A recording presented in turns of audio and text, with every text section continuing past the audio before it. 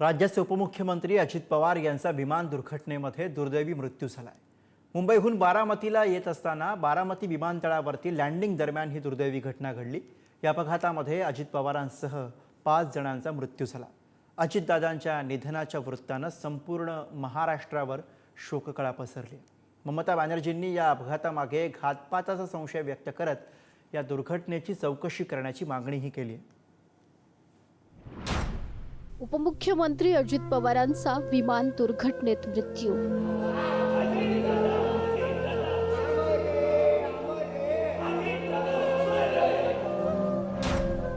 बारामती विमानतळावर लँडिंग वेळी दुर्घटना।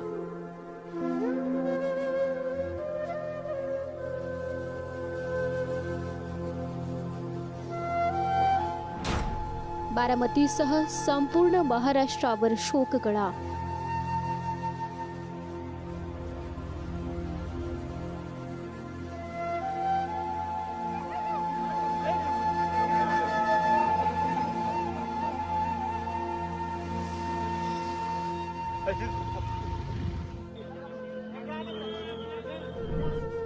राज्याचे उपमुख्यमंत्री राष्ट्रवादी काँग्रेसचे अध्यक्ष अजित पवार यांचा विमान दुर्घटनेत दुर्दैवी मृत्यू झालाय। बारामती विमानतळावर लँडिंग करताना ही दुर्घटना घडली। झेडपी निवडणुकांच्या प्रचार सभेसाठी अजित पवार बारामतीला येत होते। अजितदादांच्या विमानानं सकाळी 8:10 मुंबईतून टेक ऑफ केलं। सकाळी 8:46 बारामतीत गोजूबावीमध्ये लँडिंग वेळी हे विमान कोसळलं। सुरुवातीला विमान वरून खाली आलं आणि पुन्हा वर गेलं। काही क्षणांत विमान परत आलं, फिरलं आणि खाली आदळलं। धावपट्टी शेजारच्या शेतात विमान कोसळलं। कोसळल्यानंतर विमानाचा स्फोट झाला। स्फोटानंतर तुकडे आजूबाजूच्या घरापर्यंत पोहोचले।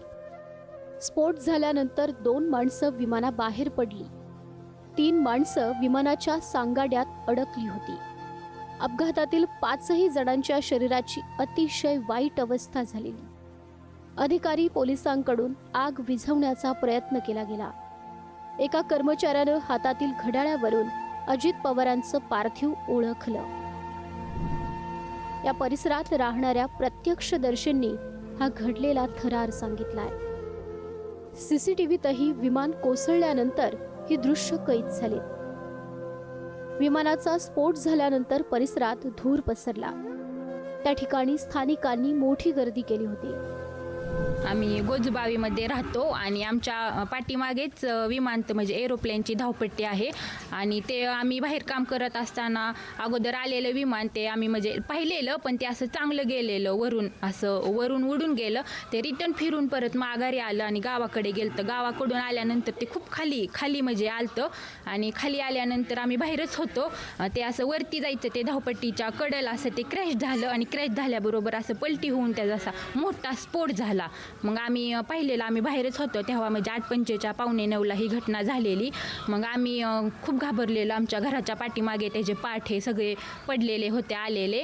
मग आम्ही सगळे म्हणजे पट्टीवरती माणसं आहेत ना एरोप्लेनची, त्यांना फोन केलं, त्यांना कळवलं। ते नंतर आले, पोलीस हे आले, मग ते अग्निशामक आला आणि ते खूप मोठा म्हणजे जाळ झालेला 15 मिनिटं असा विजत नव्हता। ते सगळे आले असे म्हणजे उभा राहिलेले, मग नंतर विजवला आणि ते पोलीस आल्यानंतर आमच्या घरी आले, म्हणले पाणी द्या। मग आम्ही एवढा मोठा जाळ झाला की म्हणजे बादल्या नेल त्या पाण्याच्या, पण आम्ही काहीच करू शकलो नाही। तरी पण त्या दिल्या आणि साईडला एक बॉडी पडलेली ती पाहिली, पण म्हणजे ते आम्हाला माहीत नव्हतं कोणाची आहे, पण ती नंतर कळलं की अशी दादांची बॉडी होती। मग आम्ही कापड ब्लँकेट ही नवीन नेली आणि मग त्यांना असं म्हणजे ते गुंडाळलं। त्यांच्या हातात ते वॉची काहीतरी होतं। त्यानंतर ते माणसांनी ओळखले की हे दादाच आहेत, पण आम्हाला माहीत नव्हतं आणि ही घटना खूप दुर्दैवी घडली। असं नव्हतं व्हायला पाहिजे, असं म्हणजे आम्हाला नव्हतं माहिती। ते नंतरनं गेले आणि ते गाडी आली, नेलं त्यांनी मग दादांना। आणि त्यात खूप 5 बॉड्या होत्या, त्यातली 2 साईडला पडल्या, खालून नेल्या आणि 3 बॉड्या आतमध्ये गुंतलेल्या। मग त्यांनी ते काढून आतल्या नंतर पट्टीवरून नेल्या। अशा टोटल 5 होत्या, त्यातून ते खूप मोठा जाळ झाला आणि ते चांगलं जाळ अर्धा तास तरी चाललेला होता। त्यावेळेस विमान गावाकडूनच येत होतं, असं खूप अंतराव खाली होतं, वरती नव्हतंच ती। त्यांनी उतरायचा प्रयत्न केला पण ते दुसऱ्या फेरीला उतरायला गेल्यानंतर ती असं जागेवरच हे झालं तिथं वरपट्टीवरती चढूच शकलं नाही. स्फोट खूप मोठा झाला काय खूप मोठा होता. आणि नंतर काय परिस्थिती झाली स्फोटानंतर या? स्फोट झाल्यानंतर आम्ही इथून पळालो, पाणी घेतलं, पण ते आमची सुद्धा शक्यता नव्हती ते असं हे करायची, पाणी वाटण्याची. आम्ही खूप घाबरलेलो. त्यावेळेस दोन्ही साईडला 2 बॉड्या पडल्या होत्या. या विमान दुर्घटनेत अजित पवारांसह 5 जणांचा मृत्यू झाला. उपमुख्यमंत्री Ajit Pawar, Mumbai PSO Vidip Jadhav, pilot captain Sumit Kapoor, captain Shambhavi Pathak आणि फ्लाईट अटेंडंट पिंकी माळी अशा एकूण 5 जणांनी या अपघातात आपला जीव गमावला. स्फोट झाला ते विमान लियर जेट 45. या विमानाचं संचालन VSR व्हेंचर्सकडे. कमी दृश्यमानतेमुळे दुर्घटना झाल्याचा प्राथमिक निष्कर्ष आहे. विमान दुर्घटनेपूर्वी पायलटने मे डेचा कॉल केला. 2023 सालीही एका लियरजेट 45 चार्टर्ड विमानाचा अपघात झालाय. कमी दृश्यमानतेमुळे मुंबई विमानतळावर अपघातग्रस्त. मुंबईच्या अपघातात विमानाचे 2 तुकडे. बारामती अपघातानंतर VSR कंपनीवर गंभीर आरोप. DGCAनं VSR कंपनी बंद करण्याची मागणी केली आहे. तर VSR कंपनीनं आरोप फेटाळत सर्व विमानं चांगली असल्याचा दावा केलाय. विमानात कोणताही तांत्रिक बिघाड झाला नव्हता असा दावाही त्यांनी केलाय. What was the last security check done on the aircraft? The aircraft was very well maintained. There was absolutely no problem in the aircraft. There was no technical failure in the aircraft. And As far as we know. या विमान दुर्घटनेनंतर DGCA कडून team बारामतीत पाठवण्यात आली आहे. दिल्लीची team बारामतीकडे या विमान अपघाताची चौकशी करून अहवाल सादर करणार आहे. या दुर्घटनेची सखोल चौकशी करण्यात येईल असं केंद्रीय हवाई वाहतूक मंत्र्यांनी स्पष्ट केलंय. प्रिलिमिनरी इन्वेस्टिगेशन या प्रिलिमिनरी जो समाचार हमें मिला है उसमें इतनी जानकारी थी कि जब वो लैंड करना चाहते थे सुबह करीब 8:48 AM के आसपास, तो उस समय विजिबिलिटी थोड़ा पुअर था उधर. और जब ATC बारामती से उनका जो कांटेक्ट हो रहा था फ्लाइट के लिए पायलट से, तो ATC वालों ने पूछा कि क्या रनवे साइट में है, तो उनके तरफ से आया कि रनवे साइट में अभी नहीं है. तो उसके बाद उन्होंने एक गो अराउंड भी किया. गो अराउंड करने के बाद फिर से एक बार कोशिश करी कि हमारे ATC से जो बारामती में जो FTO हैंडल्ड ATC है उनसे वार्तालाप चल रही थी.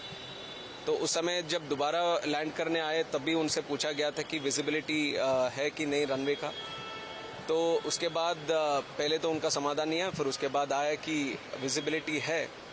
तो लैंडिंग क्लियरेंस जैसी ATC ने दिया उसके बाद तुरंत देखा गया कि यह एक्सीडेंट हुआ है. बहुत दुखद घटना है. तो इसके ऊपर और जानकारी हमें मिलनी चाहिए. इन्वेस्टिगेशन पूरी तरह से ट्रांसपेरेंट और अकाउंटेबल वे में हम करेंगे.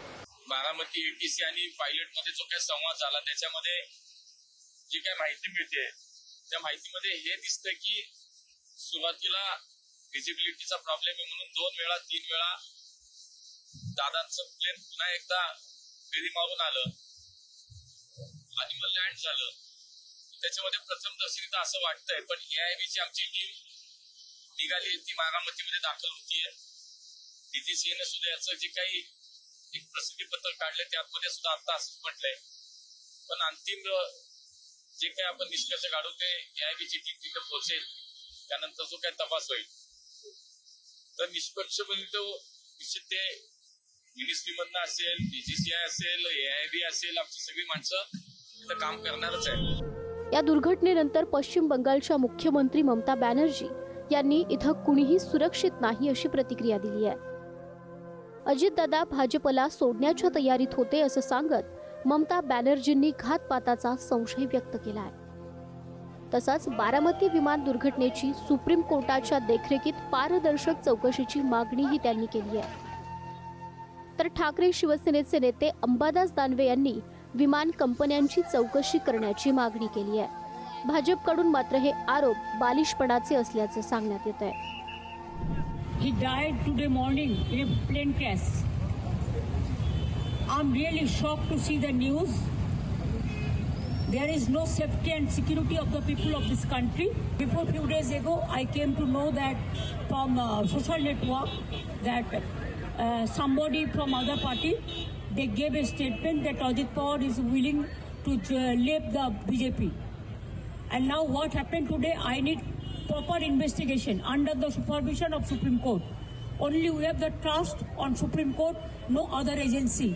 खरं तर या विमान अपघाताची चौकशी झाली पाहिजे. उगाच थातूर कारण याला सोडून देता येणार नाही. या सगळ्या विमानाच्या ज्या काही परवानगी असतात, मागच्या काळात त्याचे पायलट्स कोण होते, ते किती वेळ ड्युटी करत होते, मागे इंडिगोनी संप केला होता, काय कारणं होते, त्याला पायलटच्या ड्युटी याविषयीच होतं ना. आणि त्याच्यामुळं प्रायव्हेट असलं म्हणून त्यांना काही पूर्ण स्वातंत्र्य नाही देता येणार.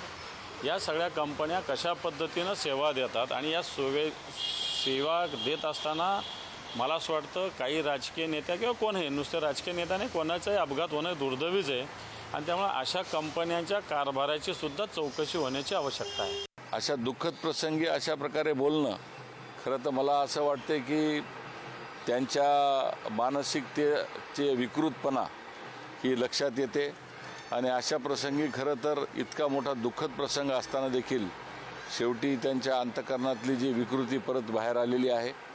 आणि नेहमी अशा प्रकारचं अशोभनीय निंदनीय वक्तव्य करून आपल्याकडे ध्यान आकृष्ट करून घेणं हा एक प्रकारचा राजकारणातला निर्लज्जपणाचा कळस आहे असं मला वाटते.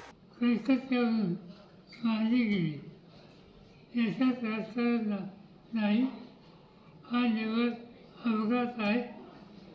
त्याच्या यातना महाराष्ट्राला आम्हा सगळ्यांना सतत उभा करून इथं राजकारण आणू नये एवढंच सांगायचं. आता बारामतीत घडलेल्या अपघातामागे नेमकी कुणाची चूक आहे असा प्रश्न निर्माण झालाय. हा अपघात पायलटच्या चुकीमुळे झाला की विमानात बिघाडामुळे झाला याचा शोध आता घेण्यात येणार आहे. विमानाचा ब्लॅक बॉक्स सापडल्यानंतर त्याच्या तपासणीत विमान दुर्घटना नेमकी कशामुळे झाली हे स्पष्ट होईल. प्राथमिकदृष्ट्या असं दिसून येते की पायलटनी पूर्व त्या रनवेची पडताळणी केल्यानंतर एक सर्किट राऊंड केल्यानंतर ही सुद्धा तो प्रयत्न केला गेलेला आहे.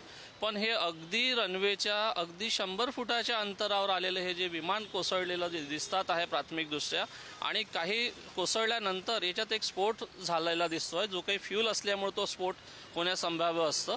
आणि त्याच्यातले 5ही लोक दुःखद घटनेमध्ये झालेले दिसतात आहे असं दिसून येत आहे निदर्शनास.